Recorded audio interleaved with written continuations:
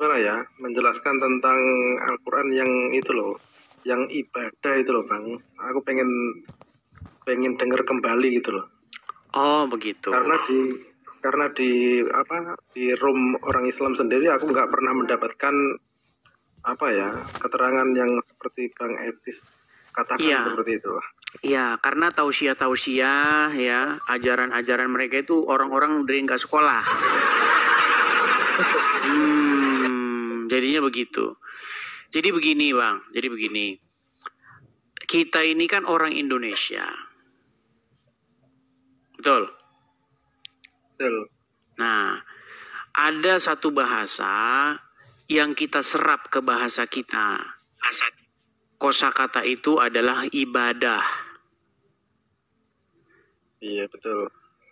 Apakah menurut Bang Muhammad itu bahasa asli Indonesia? Enggak bahasa Indonesia itu. Iya, itu bukan bahasa Indonesia, itu bahasa Arab. Tapi kita serap. Banyak bahasa-bahasa yang kita serap dari luar. Contoh misalnya. Bahasa-bahasa yang kita serap dari luar. Misalnya, goceng. Itu kan bukan bahasa Indonesia. Iya, ya kan? Betul. Kemudian gope, itu juga bukan bahasa Indonesia. Tapi kita serap, kita pakai. Ibadah, itu juga bukan bahasa Indonesia. Tapi kita pakai. Nah, maka untuk supaya kita bisa memahami artinya, kita harus cari menurut bahasa aslinya maknanya itu apa. Kan gitu. Iya. Nah, kalau kita telusuri dari akar katanya, ibadah itu berasal dari kata a'bud. Dari huruf ain, kemudian huruf ba, kemudian huruf dal. Yang artinya itu hamba, a'bud, hamba. Abada, begitu. Nah, makanya sebenarnya makna ibadah itu artinya penghambaan diri, bukan gini-gini. Nah, banyak orang salah mengerti ibadah itu maksudnya pergi ke gereja atau pergi ke masjid. Jangan salah. Orang sekarang banyak pergi ke masjid tuh nyolong sendal. Banyak orang pergi ke gereja, cuman mau gosip banyak. Bagaimana ya, sudah mengakar, mendarah daging begitu. Jadi orang memahami ibadah itu adalah pergi ke sebuah tempat. Kalau orang muslim kebanyakan ibadah itu artinya pergi ke masjid. Mau kemana bro? Mau ibadah katanya. Artinya mau pergi ke masjid. Orang Kristen pun banyak seperti itu. Hari ini ibadah atau enggak? Hari ini berangkat ibadah atau enggak? Karena pemahaman ibadah itu sudah salah di tengah-tengah masyarakat. Padahal arti ibadah itu sebenarnya adalah penghambaan diri. Jadi kalau pertanyaannya hari ini ibadah enggak, itu udah pertanyaan yang salah. Gitu. Iya, gimana ya? Aku sendiri itu kadang dengerin tausiah seperti itu kok makin gak nyambung gitu loh. Setelah tahu Bang Edis itu di konten ini, di akun ini. Iya. Yang benar yang mana gitu loh, aku bingung seperti itu. Iya, jadi ibadah itu sebenarnya artinya penghambaan diri. Kalau bahasa Ibraninya itu avodah. Artinya itu kerja atau melayani gitu. Contoh misalnya ini ada majikan ya kan. Kemudian ini ada pekerjanya. Nah, ini melayani ini, itu aslinya ibadah itu artinya kerja, melayani atau menghambakan diri, melakukan pekerjaan. Kalau bahasa Indonesianya berbakti. Nah, itu simple, berbakti gitu.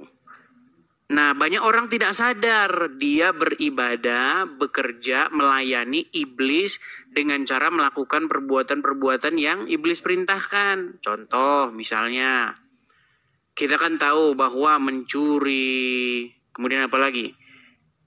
Korupsi, ya seperti itulah. Ya, itu kan sebenarnya dorongan atau keinginan jahat dari iblis kepada manusia supaya dia melakukannya. Nah, ketika seseorang melakukan hal itu sebenarnya dia sudah melakukan ibadah kepada si iblis itu. Banyak orang tidak tahu begitu. Jadi ibadah kepada setan atau berbakti kepada setan dilakukan dengan cara melakukan apa yang diinginkan oleh setan itu. Seperti itu. Cuman kalau zaman sekarang kan, oh yang penting saya kan nggak bakar-bakar dupa di pohon, berarti saya nggak ibadah kepada setan dong, kan gitu. Pengertiannya sudah sempit gitu loh. Seperti itu. Ya makin parah aja lah menurut aku, orang Islam itu kayaknya perlu direvisi kayaknya itu. Iya, jadi begini Bang, artinya kita itu harus memahami sesuatu secara mendalam supaya kita itu bisa betul-betul mengerti begitu. Banyak orang itu yang dia sendiri tidak paham lalu dia debat, banyak begitu.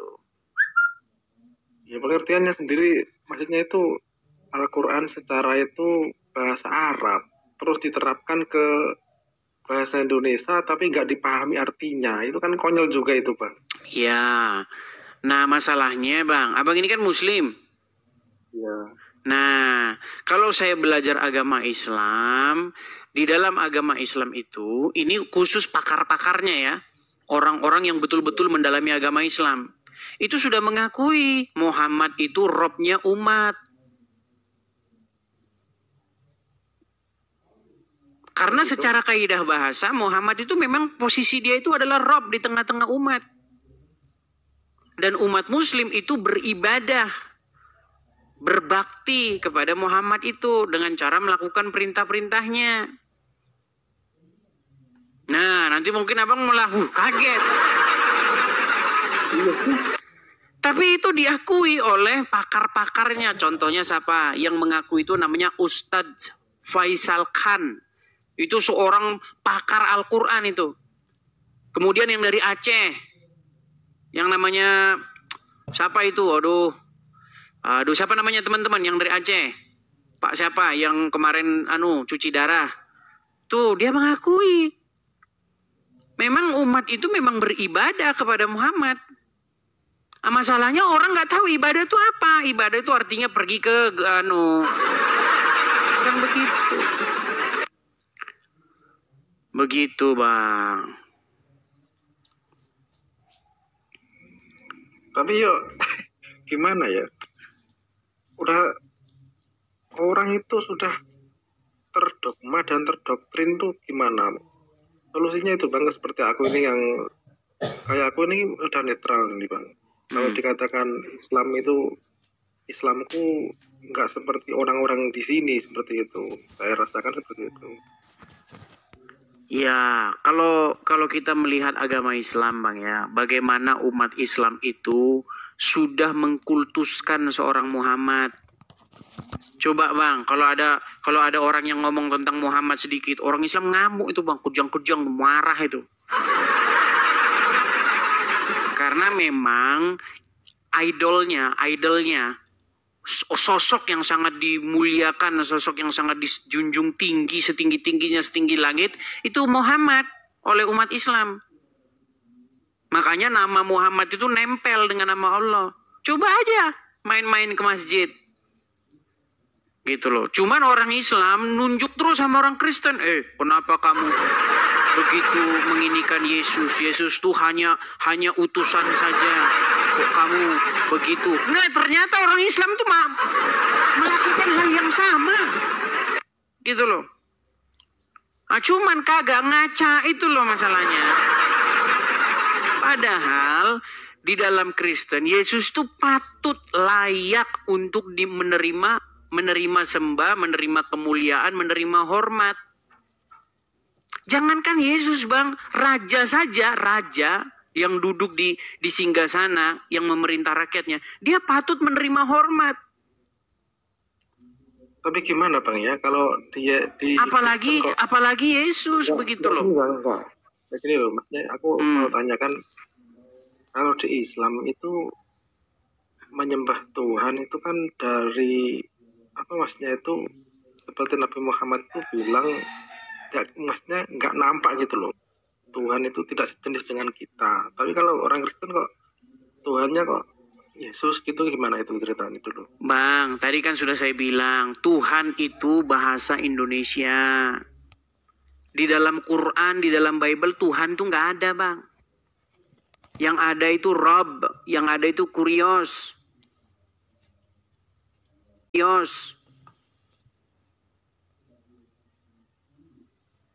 Oke, berarti Iya.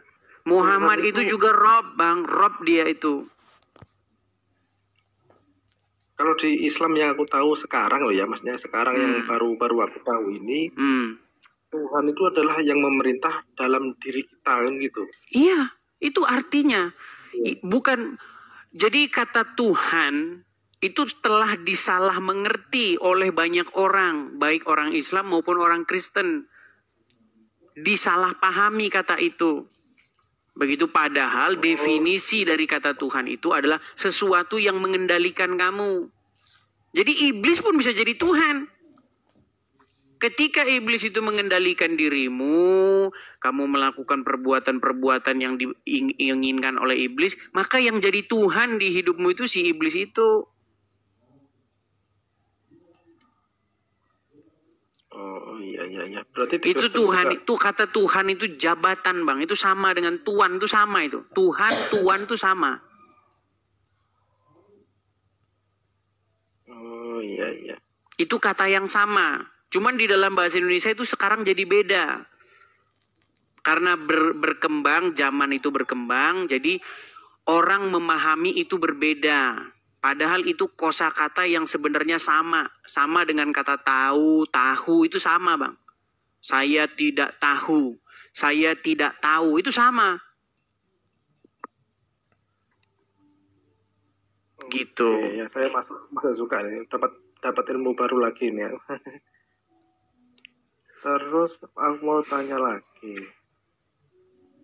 tentang itu loh Bang, apa yang tahu loh ya, maksudnya aku soalnya cari tahu di Islam sendiri nggak dapat ilmunya. Ini tentang Isra Mi'raj itu gimana Bang? Kok tuh Isra Mi'raj. Oke, masalah masalah Isra Mi'raj itu memang cerita itu kalau kita telusuri dengan secara mendalam itu akan membuat orang Islam itu menganggap itu lawakan. Makasih Bang Siratul Mustaqim. Gini, kenapa saya katakan begini? Oke, apa yang Anda tahu tentang Isra Mi'raj? Yang saya tahu Isra Mi'raj itu yang kalau dari cerita-cerita itu ya, Nabi Muhammad itu perjalanan yang nggak masuk akal gitu, maksudnya itu terus bertemu Tuhan di Sidratul Muntaha. Iya, di atas langit gitu. Ya. Tuhan ada di sana gitu. Saya berkesimpulan seperti itu. Ya, jadi begini Bang, cerita Isra Mi'raj ini menjadi satu studi khusus bagi saya. Cuman ini tema lama ya, tema lama yang sudah saya bahas puluhan tahun ya, mungkin lebih dari 10 tahun yang lalu ya, belasan tahun yang lalu. Gini. Jadi di dalam cerita Isra Mi'raj itu dikatakan Muhammad itu dibawa oleh sosok yang namanya Jibril. Jadi dia masuk ke langit 1, langit 2, langit 3, sampai langit ke-7. Ya kan? Nah jadi di dalam cerita itu langit itu diketok katanya. Pintu langit itu diketok. Gitu kan? Ya kan? Nah, terus tidak mau dibuka. Tapi mendengar kata Muhammad, katanya langsung kebuka itu pintu langit. Ya kan? Nah, begini cerita itu. Tapi itu kita nggak usah masuk situ lah. Nanti kayak nonton film Sun Gokong. Gini, Pak. Ketika kita membaca cerita itu, di situ dikatakan Muhammad tuh ketemu sama Allah. Lalu Muhammad itu diperintahkan untuk sholat 50 kali. Bener nggak? Iya. Coba Bang, sekarang kita hitung-hitungan ya. Kita pakai anu dulu. Kita mau serius dulu hitung-hitungan. Ini Allah ini agak lain ini. Kenapa saya bilang agak lain? Gini, coba Bang, dalam satu kali sholat berapa waktu yang Anda butuhkan? Dari ambil air wudhu, ya kan? kemudian persiapan, ambil sajadah dan lain sebagainya, sampai Anda selesai itu kurang lebih berapa waktu yang Anda perlukan dalam menjalankan satu kali sholat? Paling ya 5 menit cukup lah. Kapan wudhu? Nggak wudhu ah? Nggak wudhu. Cepet-cepetan pokoknya Bang itu. Gini Bang sholatnya. Bang, kalau sholat, pengajarannya seperti itu. ya gini, kalau Anda sholat, Anda kan harus mempersiapkan diri dulu. Belum kalau rumah Anda di masjid. Bener nggak? Belum kalau Anda sholatnya ke masjid, ya nggak? Ya. Apa sholat, boleh nggak sholat nggak usah di masjid terus? Dari Pak maghrib, azhar, di rumah aja nggak pernah sholat ke masjid. Boleh nggak? Nggak boleh. Ya iya, harus ke masjid. Masa Anda mau jalan? Dulu belum ada motor, Bang. Dulu jarak masjid tuh masih jauh-jauh. Jangan ngitungnya zaman sekarang, ngitungnya di zaman Muhammad. Gitu loh. Jangan pikir Muhammad hidup di abad 21. Ayo kita pakai logika ya, pakai ini. Kalau misalnya kita bikin 20 menit gimana? Oke, Jajal, coba. Sekitar 20 menit. 20 menit ya. Allah minta berapa kali, Bang? 50. 50 kali. Kali 50. 20 menit kali 50 kali. Itu ada 1000 menit. Bayangin, 1000 menit dibagi jam ya, bagi 60. 16 jam, Bang. Sehari berapa jam, Bang?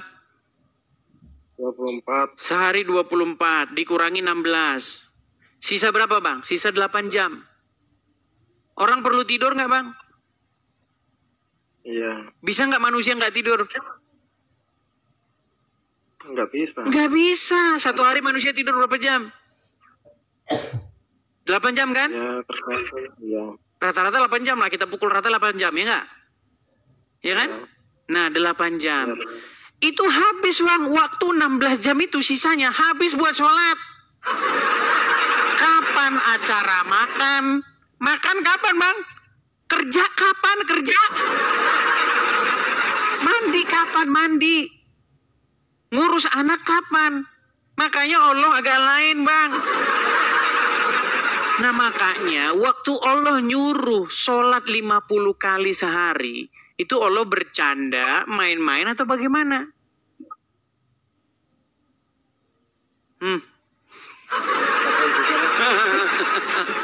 Nah, itu perkara yang pertama.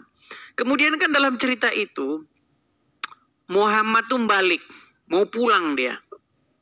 Setelah diperintahkan sholat 50 kali. Muhammad kan nggak nolak pertamanya, ya kan?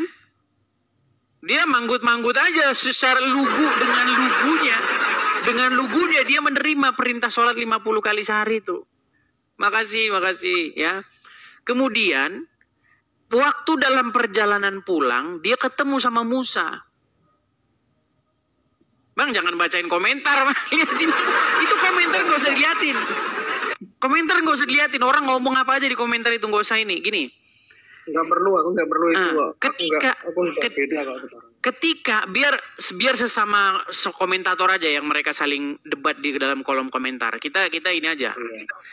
Jadi sewaktu Muhammad pulang, Musa bilang sama Muhammad, "Ya Muhammad, umatmu tidak akan kuat."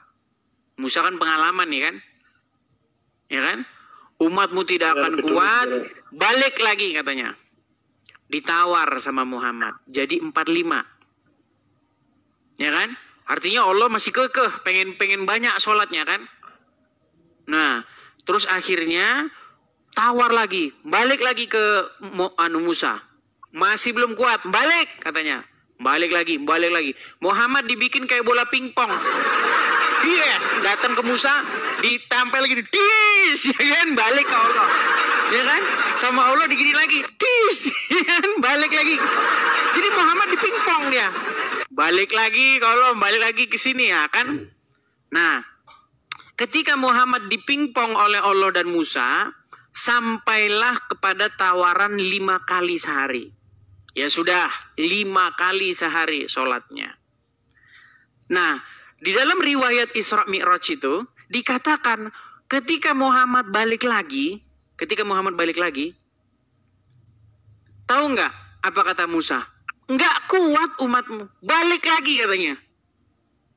Makasih Anjeli. Nggak kuat umatmu. Akhirnya apa?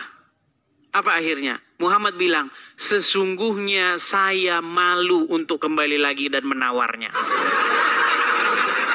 Jadi kalau kita belajar dari sini, angka 5 itu bukan dari perintah sholat di dalam Quran. Angka 5 itu didapatkan karena Muhammad malu. Bayangin, ketika ada perintah sholat di dalam Al-Quran tertulis, ngapain Muhammad capek-capek dikerjain Musa? Kenapa dia nggak hanya ngomong saja, ya Allah, ini di kitabmu ini, engkau menyuruh kami sholat 5 kali sehari. Aqua yang 100% murni mengandung mineral alami yang dibutuhkan oleh tubuh. Jadi cerita sholat 5 waktu itu Bang nggak ada di Quran. Itu nggak ada. Mau sampai kiamat, sampai botak nggak ada dalam Quran.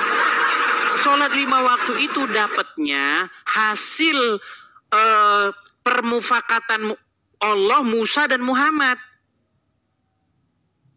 Itu pun Musa masih menyuruh, menawar lagi. Seandainya Muhammad balik lagi, pasti dikurangin lagi. Tapi Muhammad bilang, saya udah malu Musa mau balik lagi katanya. Udah malu di situ Muhammad. Cobalah pakai logika. Siapa itu, Bang? Gimana? Karangan siapa itu? Itu di dalam buku Sirah Nabawiyah gitu, Isra Mi'raj.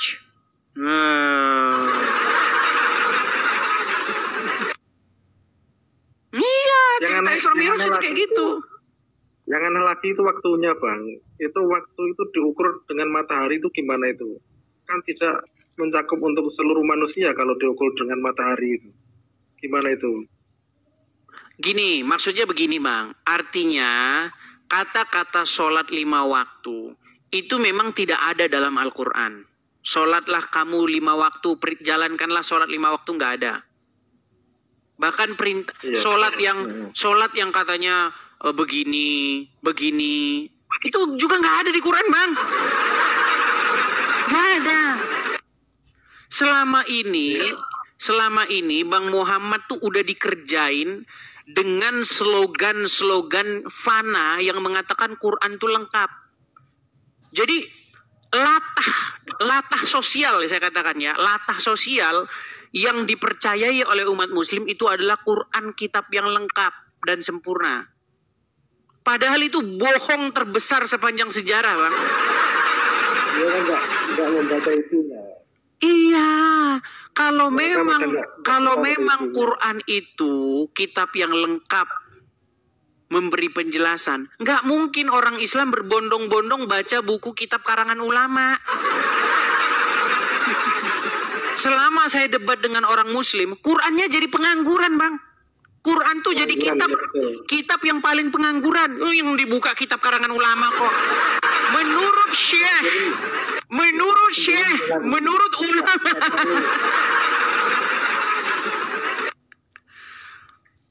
Nggak selalu membaca Al-Quran itu. Cuma membaca tulisannya saja. Iya. Itu ya. Artinya begini Bang.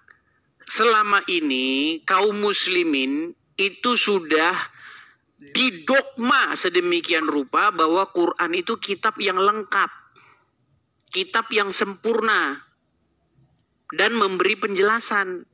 Tapi ketika orang Islam ditanya soal agama Islam, Al-Qurannya jadi pengangguran, nggak dipakai.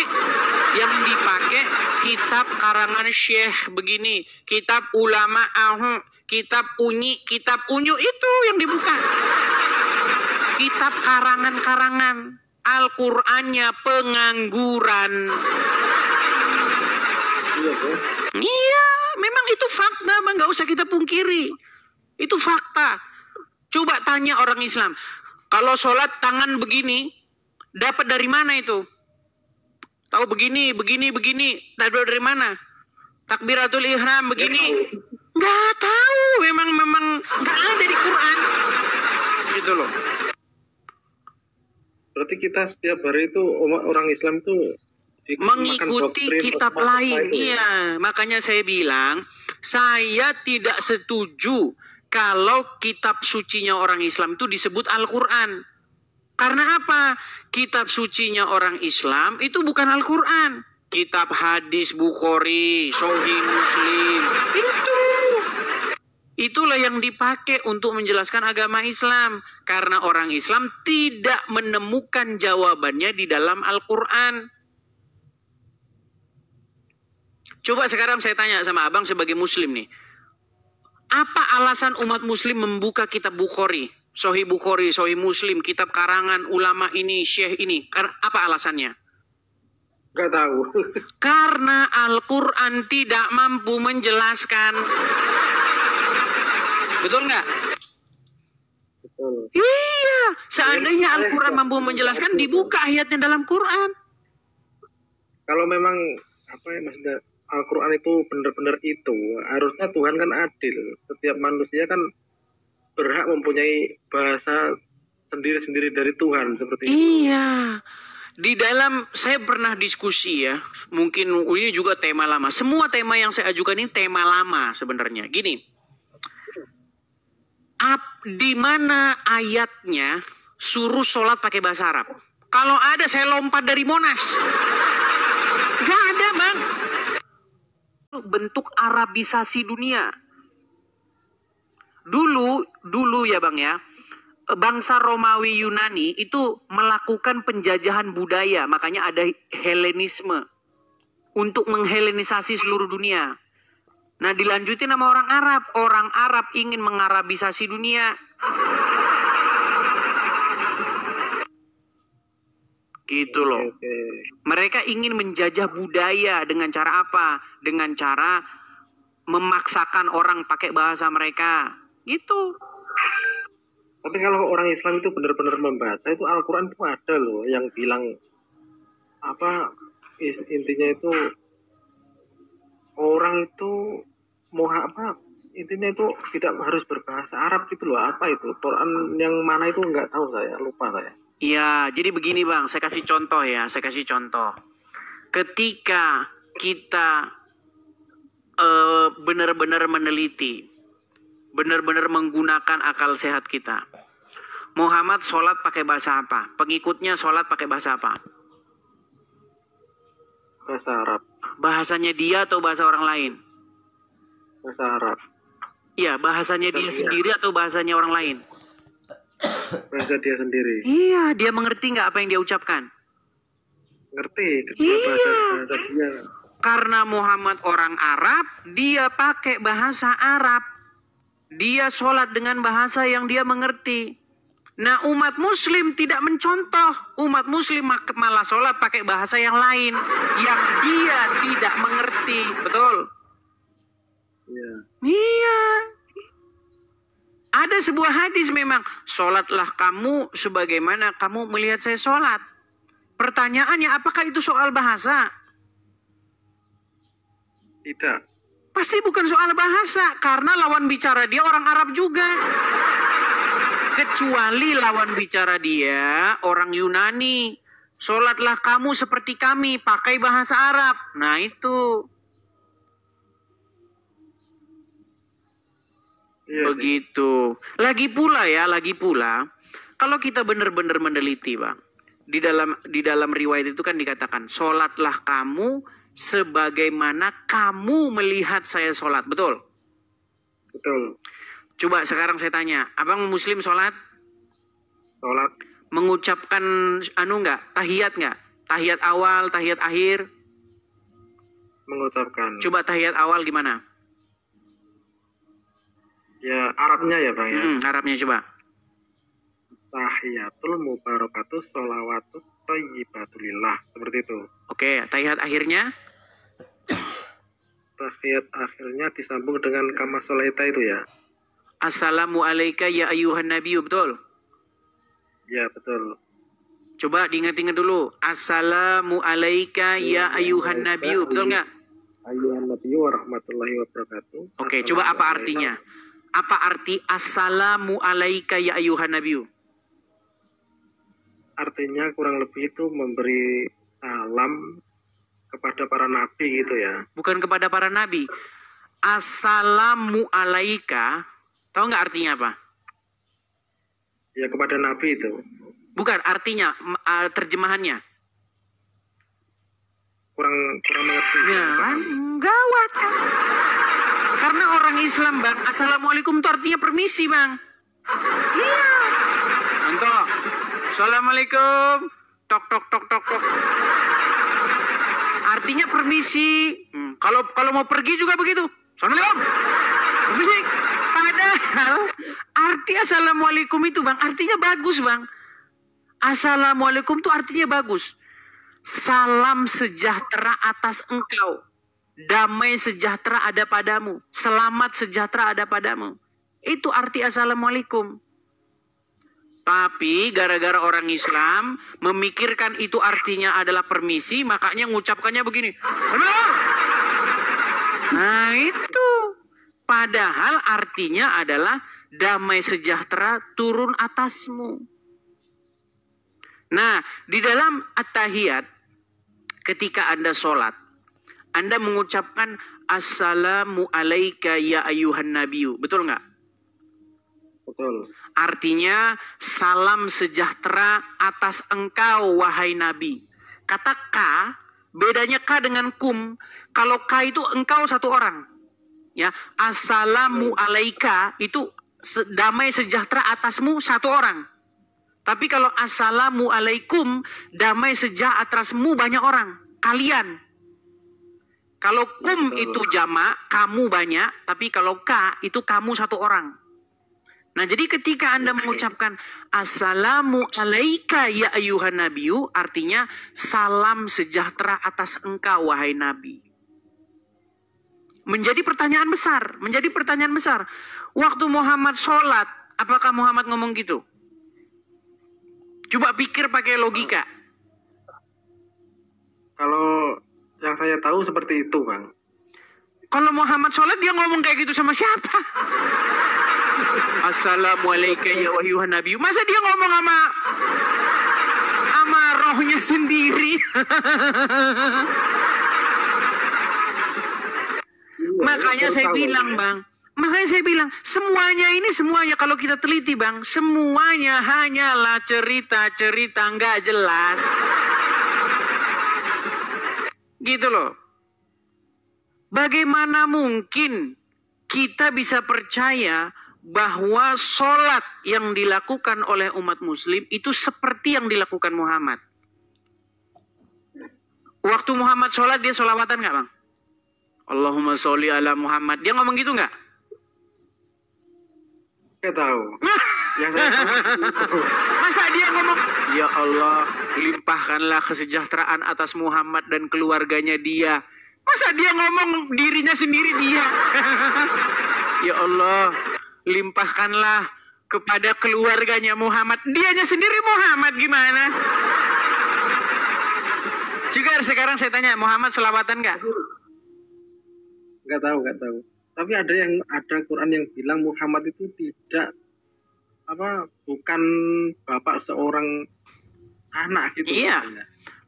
Dikatakan di dalam surat Al-Ahzab ayat 40, makana Muhammadun aba ahadim mirzalikum. Muhammad itu bukanlah bapak dari seorang laki-laki pun di antara kalian. Jadi Muhammad itu bukan bapak satu pun dari laki-laki di antara kalian. Zaman sekarang orang banyak ngaku-ngaku keturunan Nabi. Muhammad itu bapak saya. Bapak saya itu turunan Nabi, turunan Muhammad. Dan orang Indonesia kalau ketemu orang yang ngaku Habib, turunan Muhammad, cium tangannya, cium tangannya. Bekas cucian kakinya diminum. Makanya saya bilang, Bang, sudah terlalu nyata bahwa umat muslim itu mengkultuskan Muhammad dan keluarganya Muhammad. Makanya turunan-turunan Muhammad dalam tanda kutip ya. Saya bilang dalam tanda kutip karena mereka itu harus ngaku-ngaku turunan Muhammad. Itu menjual bagaimana keistimewaan Muhammad. Keringatnya Nabi itu harum, saudara-saudara. Lebih harum daripada minyak kasturi. Bang, alasan orang cuci baju kenapa? Saya kalau kerja siang-siang, Bang, kalau kerja siang-siang keringetan. Alasan saya ganti baju dan cuci baju itu kenapa? Ya biar nyaman dipakai. Ya karena bau, Bang. Betul? Iya. Iya. Bagaimana mungkin Muhammad keringetnya wangi, dia nyuci baju?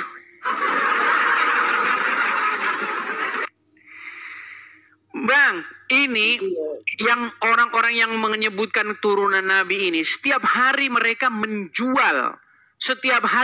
menjual ceramah keistimewaan Muhammad. Sampai ada yang terakhir saya lihat kemarin itu, kalau ada ulama gila katanya, ulama kena penyakit gangguan jiwa, dia tidak jadi ulama lagi katanya. Tetapi kalau ada turunan Nabi gila, dia tetap Habib katanya. Habib. Bahkan katanya kalau ada makamnya keturunan Nabi, nggak berani malaikat yang tukang namparin orang siksa kubur itu loh. Ya kan? Nggak berani berisik mereka, nggak berani. Karena di situ ada makam turunan Muhammad. Makanya umat muslim rame-rame ziarah. Ini ziarah kepada makam keturunan Nabi ini. Mendapatkan barokah. Begitu. Karena mereka sangat mengkultuskan keturunannya Muhammad. Yang lucu itu mereka mengklaim itu mereka akan masuk surga. Walaupun konyol kan. Itu kata. Iya. Bagaimana Muhammad itu sudah dikultuskan sedemikian rupa oleh umat. Tetapi umat tidak mengetahuinya. Contoh apa-apa. Darah Nabi diminum. Yang minum darah Muhammad langsung masuk surga. Lewat jalur ekspres. Iya. Kencing Muhammad diminum. Kencing Muhammad diminum.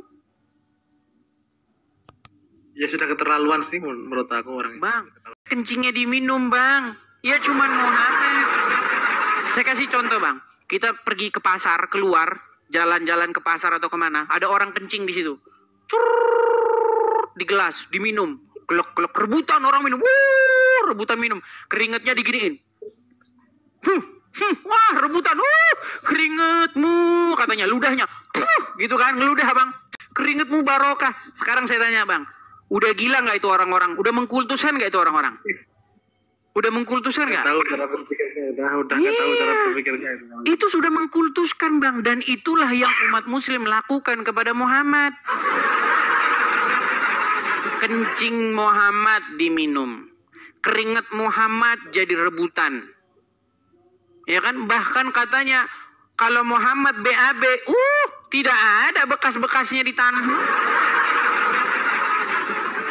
Itulah cerita-cerita yang akan selalu jadi khotbah oleh para dalam tanda kutip turunan-turunan Nabi. Betapa mulianya.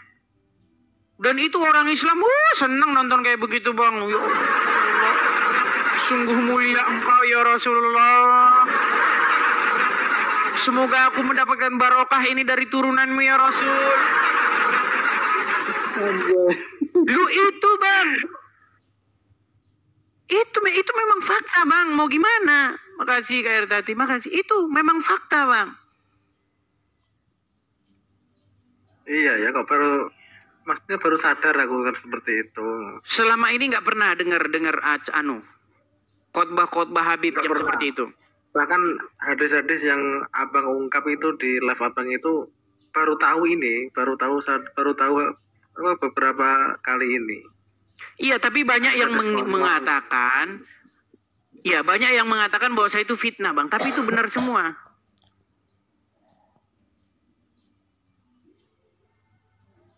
Bahkan saya sampai berpikir, kok iya ya, masa ini hadis ini bikinan siapa kok, atau nggak ada sumbernya atau gimana gitu. Sampai berpikir seperti itu. Karena kan yang saya tahu kan nggak seperti itu yang di masyarakat seperti ini sekarang. Semuanya itu serba mengidolakan lah gitu, seperti itu. Iya. Kemuliaan keturunan Nabi itu sudah luar biasa, Bang. Dan itu ditentang oleh umat muslim zaman sekarang. Pertanyaan tentang apakah ada keutamaan nasab. Baik. Terkait dengan nasab atau keturunan, sudah dijelaskan bahwasanya Nabi Ibrahim itu bapaknya adalah seorang penyembah berhala, pembuat berhala. Dan ternyata Nabi Ibrahim adalah seorang bapak para nabi. Sehingga kekufuran itu tidak diwariskan. Demikian pula keimanan, ketakwaan juga tidak diwariskan. Nah, tapi yang digembor-gemborkan oleh orang-orang yang mengaku Habib turunan Nabi, katanya, otomatis saya akan diperlakukan seperti Nabi. Nah, dengan cara menjual cerita-cerita seperti itu, Bang, Habib dalam tanda kutip ya, biasanya mereka ini entah dari Yaman atau bagaimana, Bang, mereka mendulang banyak rupiah dari jamaah umat muslim. Bayangin, Bang, mereka habis ngelap-ngelap tisu, tisunya dilelang, Bang. Ini tisu bekas keringat habaib. Belum pernah, Bang, lihat ceramah-ceramah yang kayak begitu? Belum pernah. Aduh. Itu, Bang. Tapi kalau saya pelajari sedikit demi sedikit konten-konten seperti ini dari muslim-muslim yang sudah sadar seperti itu, semua agama itu ajarannya sama seperti itu, Bang. Beda, Bang, beda. Ya. Enggak, ini bagaimana ini saya kasih contoh ya, Bang ya. Bagaimana perlakuan umat ketika mereka jumpa dengan turunan Nabi, Bang. Nih. Lihat ya, perhatikan. Karena dia dari keturunan Nabi. Perhatikan ya, Bang ya. Turunan Nabi nih. Kadang-kadang ada orang yang mengatakan sama saja, cucu Nabi Muhammad sama saja. Coba perhatikan, cucu Nabi Nuh masuk neraka juga. Nah, ini termasuk orang-orang yang ingkar terhadap kemuliaan tentang anak cucu Nabi Muhammad SAW. Kadang-kadang mereka membawa dalil. Dalilnya Al-Quran. Inna akramakum indallahi atqakum. Sesungguhnya di antara kalian yang mulia adalah orang yang takwa kepada Allah Subhanahu wa taala. Dan tidak ada satupun yang bisa melebihi ketakwaannya Nabi Muhammad SAW. Yang paling mulia Nabi Muhammad SAW. Mereka kadang-kadang memakai dalil ini. Orang yang paling mulia di sisi Allah Subhanahu wa taala adalah orang yang takwa kepada Allah Subhanahu wa taala. Mereka lupa definisi takwa, yaitu mengerjakan perintah Allah. Di antara perintah Allah, kita diperintahkan untuk cinta terhadap seluruh anak cucu Nabi Muhammad Sallallahu Alaihi Wasallam. Maka siapapun yang mengingkarinya, ya kadang-kadang ya itu tadi nggak dapat hidayah, ingkar, menyembunyikan tentang kemuliaan anak cucu Nabi Muhammad, maka kelak di yaumil kiamah dia akan berhak mendapatkan azab dari Allah Subhanahu wa taala. No, diazab, Bang. Kalau Anda tidak memuliakan zuriat, kalau Anda tidak memuliakan turunan Nabi, Anda akan kena azab. Iya, itu awal-awalnya tapi ceritanya bagus kepada Allah. Terakhirnya mendoktrin itu pasti kepada Iya, ujung-ujungnya apa? Memuliakan turunan Nabi.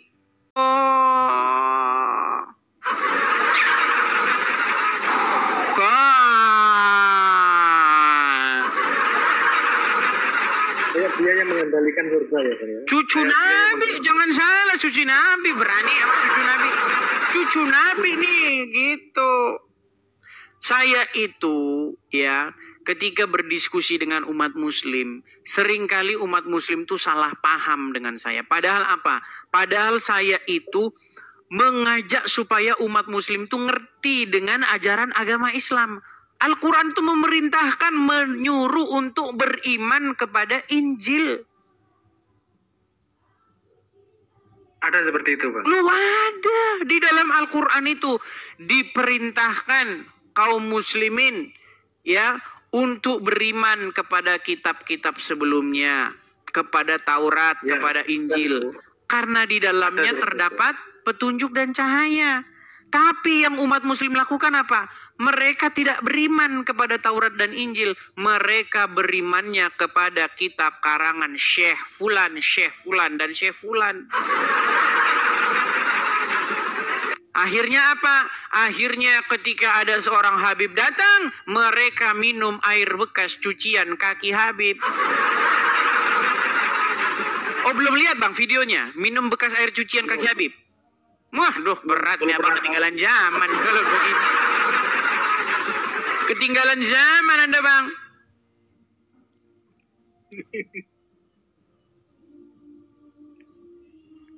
Nih, kalau umat muslim, ini salah satu yang umat muslim. Sebentar Bang ya, nih, saya balik kamera saya.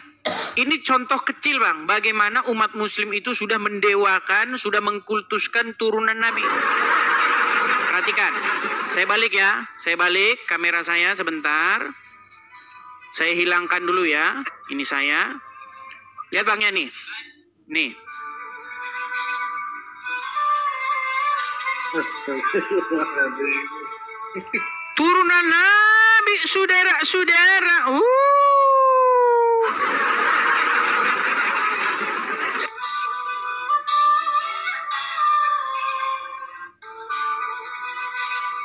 Kok sampai segitunya ya? Ini belum seberapa, Bang. Belum seberapa cerita-cerita yang... Bang, kalau ada cucu Nabi, ada makam cucu Nabi, ya. Di situ ada makam cucu Nabi. Malaikat-malaikat penyiksa, siksa kubur nggak berani datang, Bang. Takut katanya ganggu istirahat cucu Nabi. Betul lah, Bang. Mereka yang Katanya bilang, hei, malaikat penyiksa, kamu tidak tahu di sini ada cucu Nabi. Akhirnya apa? Yang tadinya seharusnya disiksa, minggir mereka semua, Bang.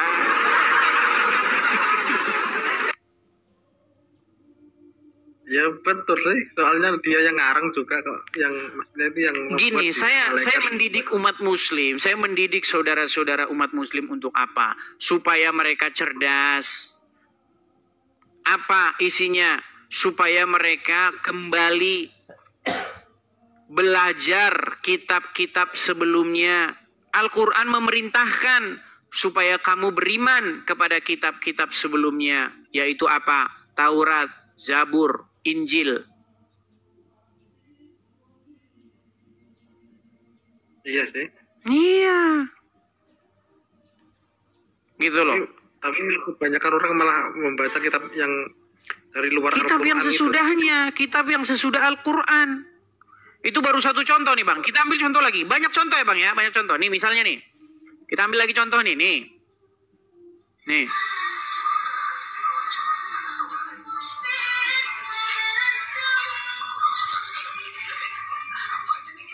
Sebentar, ini anu nih. Sebentar nih ya, saya lihat ya.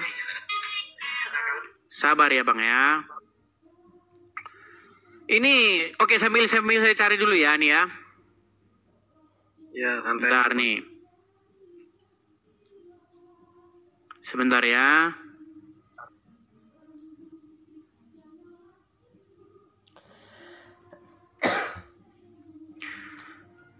Sebentar ya Bang ya.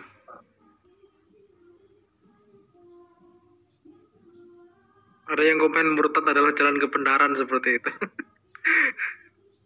Memang iya Bang, kalau murtad itu gimana ya? Kan sebelum murtad itu kan menganggap Tuhan itu di luar diri kita. setelah tahu Tuhan itu ada di dalam diri kita, ya kita bisa dikatakan murtad seperti itu.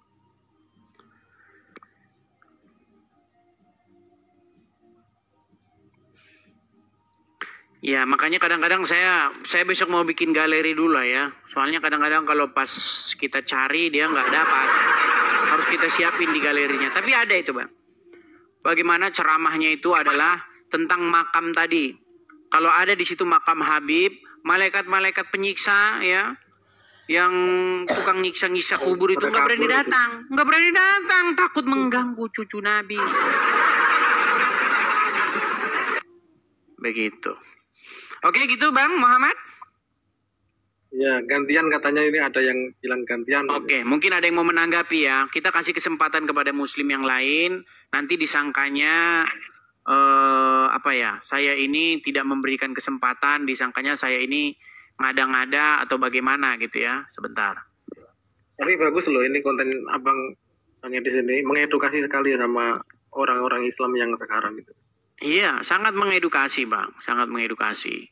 Tetapi banyak orang yang mengira bahwa saya ini mengada-ngada, banyak orang yang mengira apa yang saya lakukan ini tidak ada dalilnya, tidak ada dasarnya. Tapi ketika dia betul-betul mencari, betul-betul meneliti, ya pasti mereka nanti akan ujung-ujungnya mengiyakan perkataan saya, begitu. Oke Bang ya? Iya, iya. Oke, selamat malam Bang Muhammad SNR. Kok shop ini toko? Toko ini Bang. Ya, kalau toko kayaknya kebanyakan huruf O-nya. Jadi itu shop buntut. Nggak tahu. Oke, terima kasih Bang SNR. Oke. Selamat malam ya, saya turunkan ya.